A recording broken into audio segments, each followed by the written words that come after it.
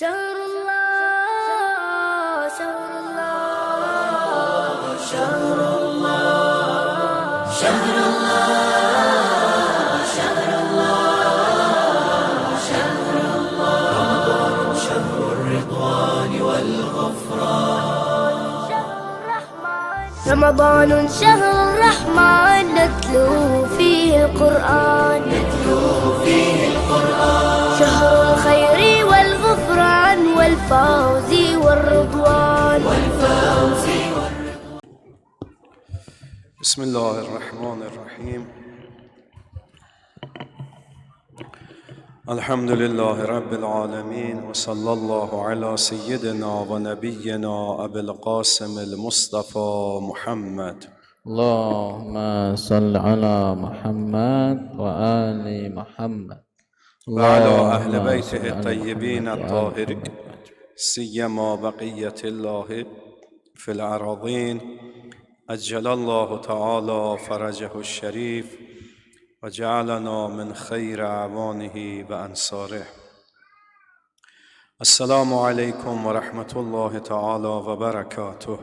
Waalaikumsalam warahmatullahi از خداوند تبارک و تعالی مسئلت داریم که در اعمال شما نماز و روزه و عبادات در ماه مبارک رمضان رو قبول فرماید و باقی مانده ماه رمضان رو هم توفیق بدهد که انشاءالله بندگی و عبادت خدا داشته باشیم. Bismillahirrahmanirrahim. Assalamualaikum warahmatullahi wabarakatuh. Setelah mengucap salam dan salawat kepada Nabi besar Muhammad sallallahu alaihi wasallam dan keluarganya yang suci, beliau memberikan pesannya bahwasanya semoga kita di bulan Ramadan ini bisa menambah keimanan dan ketakwaan kita kepada Allah Subhanahu wa taala. طبق بعضی از روایات امشب شب نزول قرآن کریمه. Menurut riwayat, malam ini adalah malam nuzulul Quran. و طبق بعضی از روایات هم امشب شب معراج هست. Dan pada sebagian riwayat yang lain disebutkan bahwasanya malam ini adalah malam Mi'raj. در روایت داریم که وجود مقدس خاتم الانبیا امشب در خانه فاطمه بنت اسد بودند، بعد خانه ام ایمن، بعد در همین شب به یک چشم به هم زدنی اومدند به مسجد الاقصی و از اونجا به معراج رفتند. Disebutkan dalam riwayat bahwasanya di malam ini Nabi besar Muhammad SAW melakukan perjalanan dari rumah Fatimah binti Asad menuju Palestina, ya. Kemudian dari sana beliau melakukan perjalanan Mi'raj. ما امشب برنامه ویژه‌ای به مناسبت شب نزول قرآن داشتیم و داریم. Malam ini kita memperingatinya sebagai malam nuzulul Quran. برادران عزیز و خواهران محترم، بعد از خداوند تبارک و تعالی بزرگترین و با فضیلت ترین موجود در عالم طبق روایات قرآن کریمه. Para hadirin yang terhormat dan mulia, setelah wujud Nabi besar Muhammad SAW, hal yang kedua yang paling mulia wujudnya dalam semesta ini adalah adanya Al-Quranul Karim. این قرآنی که الان ما در خدمتش هستیم، این تجلی کلام خداوند تبارک و تعالی است، تجلی خداوند تبارک و تعالی است. Adapun Al-Quran yang saat ini berada di tengah-tengah kita ini pada hakikatnya adalah merupakan tajalli atau perwujudan dari wujud Allah Subhanahu wa taala که امروز در میان ما وجود دارد. yang wujud atau keberadaannya berada di sekeliling kita ini. این قرآنی که الان ما در خدمتش هستیم، قرآنی است که بر پیامبر نازل شده، نه از او چیزی حذف شده است و نه چیزی به او اضافه شده است. Adapun Quran yang berada di tengah-tengah kita saat ini adalah Quran yang telah turun kepada Nabi Muhammad SAW dan tidak ada bagiannya yang ditambahi atau bahkan dikurangi. این قرآن یک ظاهری دارد و یک باطنی دارد. Al-Quran ini tentunya memiliki sisi lahiriah dan juga sisi batiniah. ظاهر قرآن کریم همینی که هست که ما میبینیم و تفاسیری که امروز هزاران تفسیر در قرآن که برای قرآن کریم نوشته شده است. Adapun sisi lahiriah yang kita bisa lihat dari Quran ini adalah bentuk nyatanya, bentuk cetaknya, dan juga tafsir yang sudah ditulis darinya yang terdiri dari banyak tafsir, puluhan tafsir. قرآن کریم یک باطنی دارد که اون باطن به این ظاهری به دست نمیاد. با این علمهای ظاهری نمیشد اونها رو به دست آورد. Adapun sisi batiniahnya dari Al-Quran adalah sisi yang tidak mungkin kita capai hanya dengan melihat sisi lahiriahnya saja. برای رسیدن به اون باطن قرآن و معانی واقعی و باطنی قرآن نیاز هست به طهارت نفس و طهارت روح. Apabila kita ingin sampai pada sisi batiniah Quran, maka kita perlu untuk mensucikan jiwa kita, mensucikan ruh kita dalam memahaminya.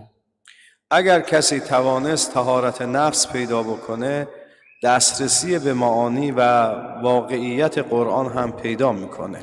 Jika seseorang berusaha untuk bisa mensucikan dirinya, mensucikan jiwanya, maka dia pasti akan bisa sampai kepada sisi hakikat batiniah Al-Quran. قرآن فرموده است لا یمسه الا المطهرون.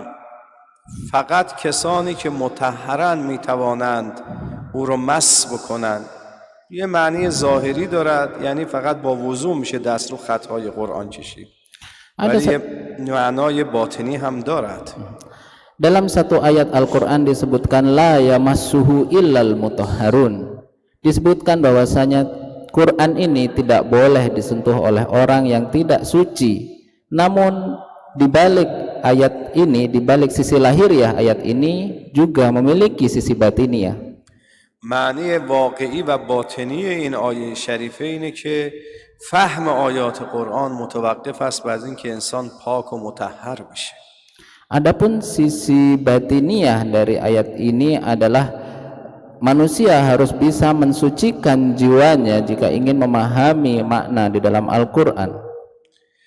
برادران عزیز و خواهران محترم، متاسفانه باید بگوییم که همه ما از قرآن دور هستیم. Namun sangat disayangkan para hadirin yang mulia, kita saat ini masih jauh dari memahami hakikat Al-Quran ini. مقاماتی که روز قیامت به بشر داده می شود بر اساس ارتباط او با قرآن در دنیاست. Adapun level atau tingkatan yang akan diberikan oleh Allah kepada manusia di hari akhir nanti bergantung pada seberapa jauh dia mampu memahami hakikat Al-Quran ini. در روایت داریم که فرمودن اقرأ ورقع، بخوان و بالا برو. هرچه ما قرآن بیشتر بخوانیم مقامات ما در بهشت و در قیامت بالاتر می رود. Disebutkan dalam sebuah riwayat Iqra warfa. Jadi ketika seseorang itu disuruh untuk membaca satu ayat Al-Quran, maka dia diangkat derajatnya satu derajat lebih tinggi. این کتابی است که خداوند تبارک و تعالی به عنوان امانت در بین ما گذاشته است. Sungguh bahwasanya Al-Quran ini merupakan amanat dari Allah kepada kita manusia untuk diamalkan. خب ما در برابر این قرآن کریم یک مسئولیت هایی داریم که من خدمت شما عرض میکنم. Tentu saja kita sebagai manusia memiliki tanggung jawab terhadap Al-Quran ini yang akan kita sampaikan sebentar lagi. اولین مسئولیت ما در برابر قرآن این است که خواندن و قرائت صحیح قرآن رو هم خودمون یاد بگیریم هم به دیگران یاد بدیم. Adapun tanggung jawab kita yang pertama sebagai kaum muslimin adalah untuk membaca Al-Quran ini dengan benar, kemudian mengajarkannya kepada anak-anak kita, kepada orang lain. دومین نباید یک مسلمان یا بچه مسلمانی بوده باشه که نتونه قرآن بخونه یا قرآن رو غلط بخونه. Tanggung jawab kita yang kedua adalah jangan sampai generasi kita, anak-anak kita itu tidak bisa membaca Al-Quran. دومین مسئولیت ما در برابر قرآن کریم این است که هر روز حداقل یک صفحه از قرآن کریم رو بخوانیم. Adapun tugas kita yang selanjutnya adalah setiap hari minimal kita membaca satu lembar halaman Al-Quran. در روایتی از امام رضا علیه السلام که فرمودن ینبغی للمؤمن ان یقرأ 50 آیه فی کل یوم، سزاوار هر مؤمنی روزانه حداقل 50 آیه بخواند. Sebuah riwayat dari Imam Ridha alaihissalam yang artinya sungguh sudah seharusnya bahwasanya seorang mukmin minimal membaca 50 ayat dalam Al-Quran dalam sehari. اگر کسی هم نمیتونه قرآن رو بخونه به هر دلیلی مستحبه که قرآن رو مقابل خودش باز بکنه، اون مقداری که بلده سوره قل هو الله، سوره الحمدلله رو بخونه، ولی قرآن رو باز کنه، جلوی چشمش ببینه، نگاه توی صفحه قرآن بکنه. Namun jika karena berbagai kesulitan atau halangan seseorang tidak mampu membaca 50 ayat Al-Quran ini, maka disunahkan baginya untuk membuka Al-Quran ini kemudian membaca surat Qul Huwallah, surat Nas atau surat-surat pendek yang ada di dalamnya.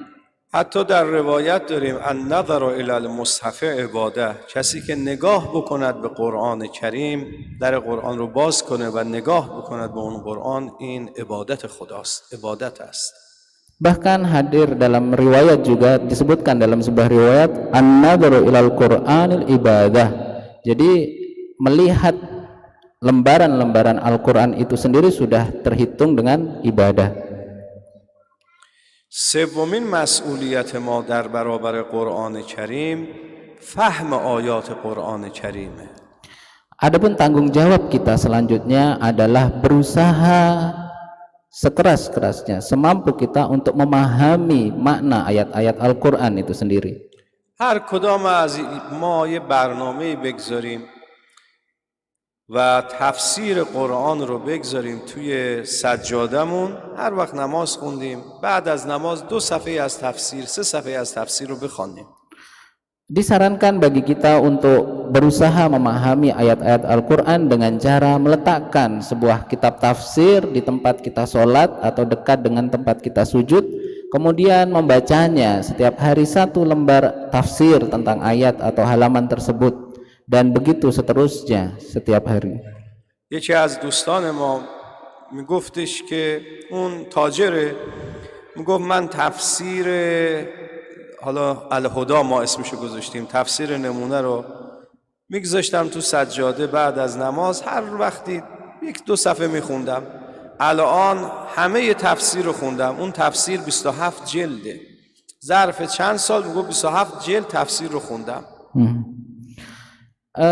Beliau menyatakan bahwasanya ada temannya seorang pedagang, ya, dia pebisnis lah seperti itu. Beliau ini berusaha untuk membaca tafsir dan meletakkan tafsir Al-Huda atau tafsir Namunah di tempat dia sujud, dekat tempat dia sujud. Kemudian dia berusaha setelah selesai sholat untuk membaca tafsir tersebut, dan setelah beberapa waktu berlalu maka dia mampu menyelesaikan seluruh bagian tafsir itu yang bahkan terdiri dari 27 jilid. ما هم میتونیم این کارو بکنیم، هر روز صبح هر شب یه برنامه‌ای بریزیم، روزی چند صفحه از تفسیر قرآن رو بخونیم. Tentu saja kita juga bisa melakukan hal ini, yaitu kita memiliki program untuk bisa membaca tafsir Al-Quran di setiap selesai kita melakukan sholat setiap hari. من عرض نمی‌کنم ترجمه ها، تفسیر رو بخوانیم. Yang saya maksud di sini bukanlah terjemah Quran, tapi adalah tafsir dari Quran itu sendiri.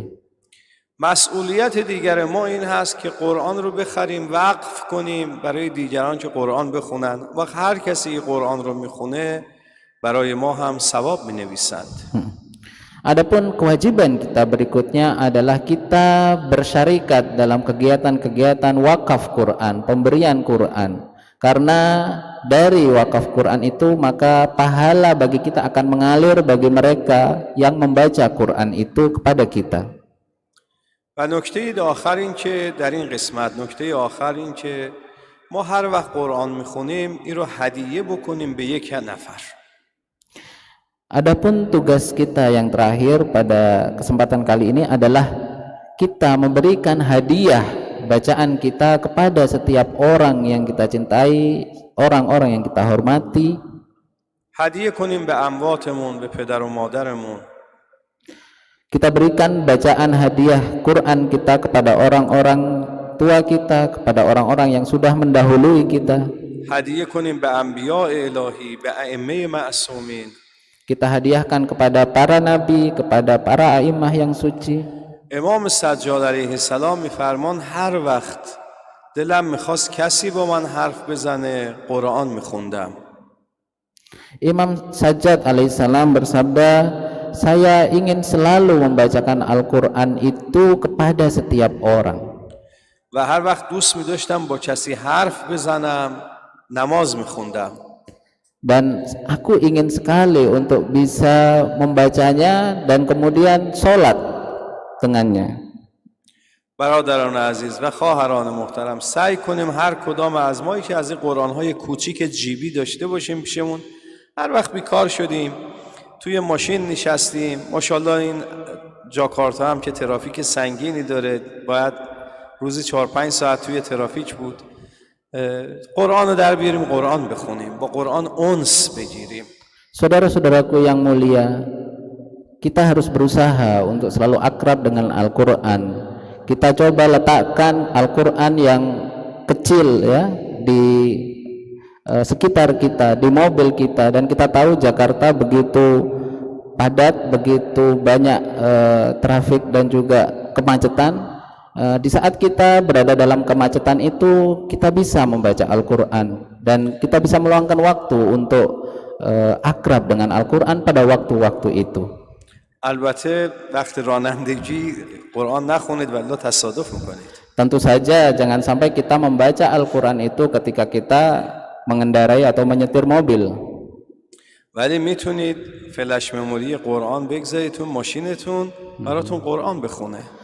Namun tentu saja kita bisa meletakkan flash disk, flash memory di dashboard mobil kita, kemudian mendengarkan ayat-ayat suci Al-Quran.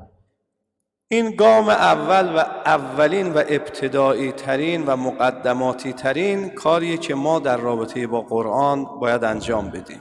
Tentu saja ini adalah langkah pertama, tahap pertama supaya kita bisa lebih dekat dan berteman dengan Al-Quran. اما این کافی نیست. Tentu saja ini tidaklah cukup.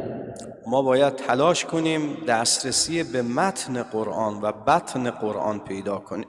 Kita harus terus berusaha bekerja keras untuk bisa sampai memahami hakikat dan batiniah Al-Quran itu sendiri. چطور میتونیم حقیقت قرآن رو بیش دسترسی پیدا کنیم؟ Lalu bagaimana kita bisa mencapai sisi batiniah Al-Quran itu? اگر به اون حقیقت دست پیدا کردیم ما وقتی قرآن میخونیم احساس میکنیم که خدا داره با ما حرف میزنه. Tentu jika kita sampai pada hakikat itu maka kita akan merasakan bahwasanya pada saat itu Allah Subhanahu wa taala berbicara atau bercakap-cakap dengan diri kita. اون وقت چیزهایی از قرآن میفهمیم که هیچ کس نمیتونه بفهمه.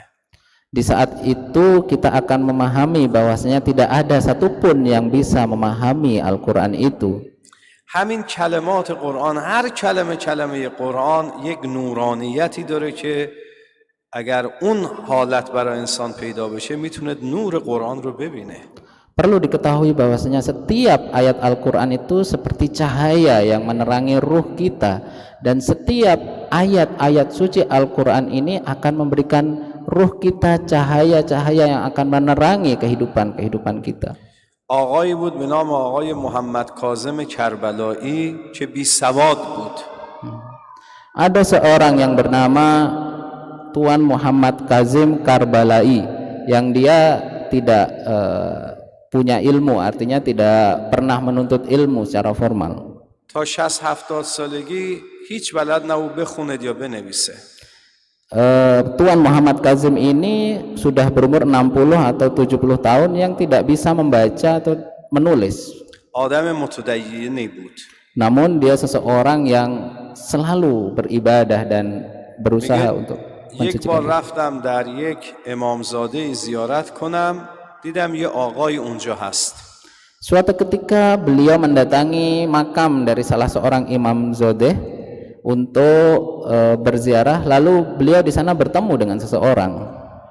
اون آقا به من گفت محمد کاظم این آیات قرآن که بالا نوشته شده رو بخون. Kemudian orang ini berkata kepada Tuan Muhammad Kazim ini untuk membaca potongan ayat suci Al-Quran itu di bagian atas makam tersebut. گفتم من سواد ندارم بلد نیستم بخونم.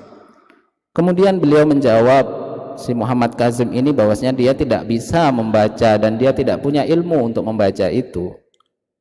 باز به من گفت بخوان.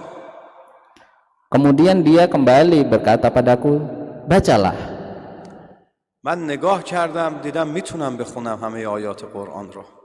Kemudian aku melihatnya, kemudian seketika aku bisa membaca ayat itu. فقط قرآن رو بلد بود بخونه، هیچ چی دیگه رو نمیتونست بخونه.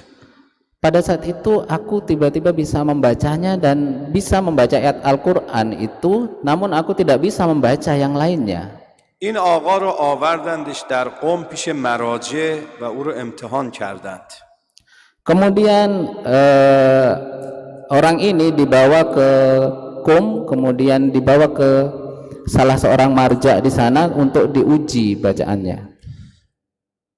آقایی میگفتن آیت الله مکارم، ایشون میفرمودن، میگفتن که ما مینوشتیم الف و نیتمون بود که این الف از سوره آل عمرانه. میگفتیم این الف از چه سوره‌ایه؟ فقط توی کاغذ مینوشتیم، میگفت از آل عمرانه. یه الف دیگه مینوشتیم، الف یعنی یه خط دیگه، نیت میکردیم این از سوره بقره، کاملا میگفت این از سوره بقره هست. Kemudian si orang ini dibawa ke sisi seorang Ayatullah Makarim, ya, di salah satu marja besar di sana di Qum. Kemudian beliau disuruh untuk menulis satu huruf, ya. Kemudian di huruf alif dia menulisnya satu huruf alif dan dia berniat apa alif ini untuk apa? Untuk surat Al-Imran. Kemudian dia menulis alif lagi untuk surat yang lainnya dan dia niatkan begitu saja.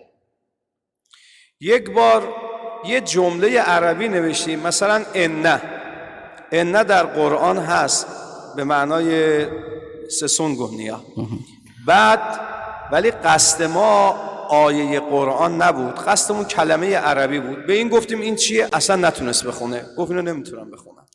Kemudian disuruh lagi beliau untuk menuliskan kata inna, ya. Kemudian ditanya apa ini, dia menuliskan kata inna tapi untuk niat yang lain, ya. Kemudian si Ayatullah ini bilang apa ini, ayat apa ini? Tidak, orang ini tidak bisa membaca apa maksud ayat ini. بعد دوباره همون ان رو نوشتیم ولی قصدمون انی بود که در قرآنه، ان الذین آمنوا. همین ان رو نوشتیم، گفت این ان هستش مال فلان سوره هم نوشتید. Kemudian dia disuruh lagi untuk menulis inna tapi berniat untuk menulis innalladzina amanu untuk surat tertentu, ya surat ini yang dia bisa. از اون سوال همه تعجب کردن، آخه از کجا میفهمه؟ الف که الف وقتی مینویسیم، از اون پرسیم اینا رو از کجا میفهمی؟ Kemudian ditanya lagi, dari mana kamu tahu ini adalah untuk innalladzi misalkan, sedangkan yang di atas itu inna kamu tidak tahu, dari mana kamu bisa tahu ini adalah untuk ayat atau surat ini? Semuanya merasa takjub dan heran dengan hal ini. او به ما گفت تمام کلمات قرآن، حرف ها، الف با تا ثا، همه حروف قرآن یه نور خاصی داره و هر سوره ای هم یه نور خاص به خودش داره. من با اون نورها تشخیص میدم که این کلمه مال قرآن هست یا نیست، با اون نور تشخیص میدم که مال کدام سوره است. Kemudian Ogha ini yang bisa membaca tadi mengatakan bahwasanya setiap ayat, setiap huruf dari Al-Quran itu sebenarnya memiliki cahaya tertentu, memiliki kriteria atau karakteristik tertentu, sehingga ketika saya menulisnya dan ketika saya bermaksud menulisnya, maka dia akan memberikan petunjuk kepada saya tentang itu adalah maksudnya adalah ayat berikutnya. Jadi setiap ayat atau setiap huruf itu berbeda. برادران عزیز و خواهران محترم، چه وقت انسان میتونه این نور قرآن رو بفهمه و درک کنه و ببینه؟ Saudara-saudaraku yang mulia, kapan seseorang itu mampu untuk merasakan dan melihat cahaya dari setiap huruf Al-Quran ini? وقتی که انسان خودش دارای نور بشه، نورانی بشه. Jawabannya adalah ketika dirinya memiliki cahaya itu sendiri dan berusaha untuk mendapatkan cahaya itu sendiri. باید میگن السنخیت علت الانضمام. باید انسان سنخیت پیدا کنه تا بتونه.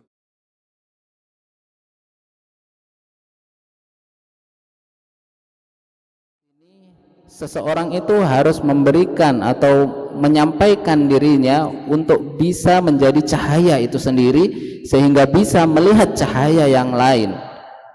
امیدوارم که خداوند تبارک و تعالی به همه ما به برکت خود قرآن نورانیت فهم قرآن رو کرامت بفرماید. Saya berharap dan mendoakan kita semua, semoga kita semua mampu untuk membersihkan diri kita, ruh kita menjadi cahaya sehingga kita bisa mendapatkan dan mengetahui hakikat cahaya Al-Quran itu. این قرآن شفا هست، این قرآن رحمت هست، این قرآن نور است. انشاءالله خدا به ما قلبی بدهد که این شفا و رحمت و نور در قلب ما جاری بشه، نازل بشه. Ketahuilah bahwasanya Al-Quran ini adalah syafa atau penyembuh, dia adalah rahmat, dia adalah cahaya atau nur. Maka saya berharap dan mendoakan supaya kita semua mendapatkan syafaat, rahmat dan nur dari Al-Quran ini.